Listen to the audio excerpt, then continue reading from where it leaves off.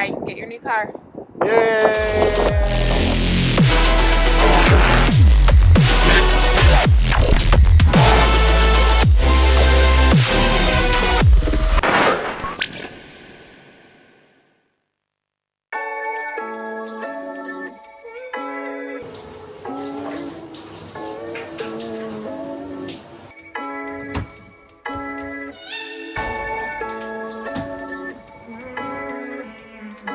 Today's the day. First auction. Never done one. Let's see how it goes. Oh, this is already 0. That explains a lot. So we're bidding on a 2018 Ford Focus RS. It's got really high mileage. I Carfaxed it because the bid or auction site doesn't show the actual mileage. Auctions in progress. There is 9.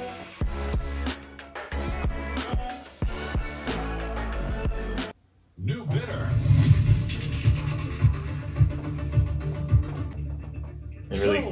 They really go for the gambling vibe there. Approval. New bidder.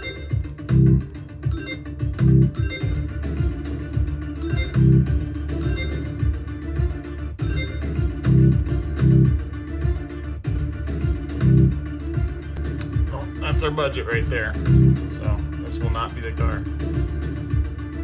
I think I start hitting prices where you could just buy a used one. I saw one that didn't have airbags deployed in similar condition go for like 16. So we didn't win that one. So we're hunting for other ones. There's nothing coming up anytime soon. So let's go see what's on the waiting list. So bidding on these vehicles, a great tool is definitely Carfax. Thankfully a lot of these sites have the VIN available.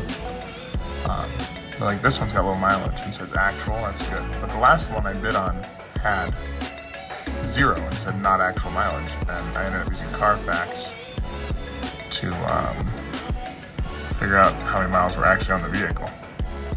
This one, on the other hand, I want to run the Carfax on because it appears to be fine despite having airbags deployed. So I just want to see what the crash report looks like on it. So apparently it was involved in a sideswipe crash with another vehicle. Lots of damage everywhere by the looks of it, and airbags were deployed. Hard pass. The front end appears to just be missing a bumper, having minor damage. I don't see anything crazy wrong with it. The airbags didn't even deploy. Oh, it needs an intercooler too. That's not too bad. Eventually. Sold on approval.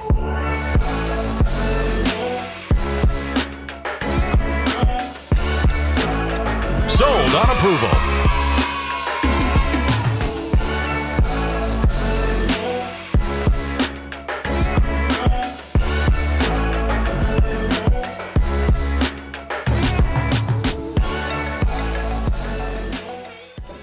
Alright, I apologize for my voice. I am coming down with a bit of a cold.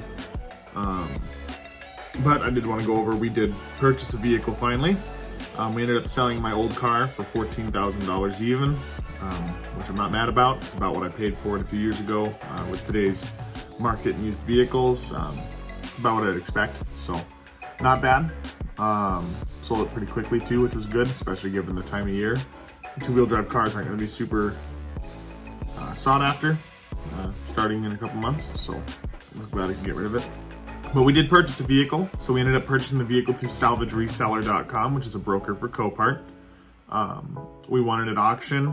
We actually ended up just winning with the pre-bid because I don't know if it's the time of day or if there's damage or what, but it didn't have much for bids. We had participated in a couple auctions before that where we did not win, and the prices went kind of nuts. I'll show some of that here after we're done talking. So our budget was $14,000, which is actually, up to $17,000 because after talking with the wife, with the agreement that she gets to drive the vehicle first, once it is road legal, I was allowed to spend an extra $3,000. So, but we bought one. We ended up winning it at auction for 11,000. Well, actually, we won it originally for 9,500, which it was like amazing. I was like, wow, you know, that's a really good price. You know, no matter what's wrong with it, like that gives us a lot of wiggle room here. But that was under the reserve price. If you don't know what a reserve price is, that's the minimum price that a bidder will take, or excuse me, a seller will take. So we had to negotiate, and we ended up coming up to the price of 11,500, which still is not bad. That's a very good price for a vehicle that was listed as running and driving. So the dog's coming to visit. Hey, Amos. Hey. Hey. Oh, you good girl. Hang on. He's a good girl. All right, good girls. Good dog. Get down. Down. Good girls. Come on. Anyway, so we got the vehicle for 11,500. Now, there's obviously going to be some fees there, not to mention shipping. So we got it for 11,500. There was a Copart buyer fee of $800, and then there was a Copart internet and virtual bid fee because we didn't participate in the auction in person, which was $119. There's a Copart gate fee to be allowed into the property, which is $59. A registered broker fee, which is $50. A mailing fee, which is $55. And then lastly, salvage resellers broker transaction fee, which was $1,150. In total, we came out to $13,733, which was perfect. We were below our budget. We spent less than we made on our previous vehicle. So I was glad to see that. Now there is shipping. Shipping to here, with everything lately and gas prices rising, increased to about $2,000, and that was because I also insured it for the full value that I paid for the vehicle in case something goes wrong on the way here. I'm not taking chances because I cannot insure it with my insurance company given that the vehicle is salvaged. So I'm gonna flip the camera here and kind of show you real quick the breakdown. So here we just see the breakdown on the buyer's fees and everything else. Just want to show that breakdown. The total is obviously zero. It's already been paid and it's on its way here. I ended up going through Montway Transport. I've gone through them before. It's actually how I shipped my Mustang a few years back.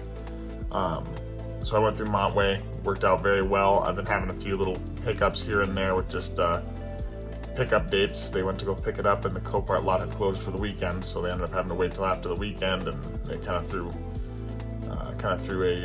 a wrench into everything. So that took a minute to get resolved, but otherwise, yeah, I am a little worried because the shipper said that the vehicle would not start and was very damaged. And I don't know if they knew that it was supposed to be a damaged car, but I am worried about the fact that they said it wouldn't start, given that it was listed as running and driving. So we're just hoping that's not going to be a problem. So now we just play the waiting game for the car to get here, which is agonizing. I purchased it on the 16th, I believe.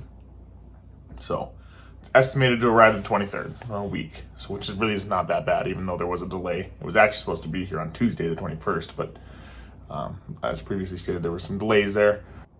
So yeah, we'll come back to it when it's here.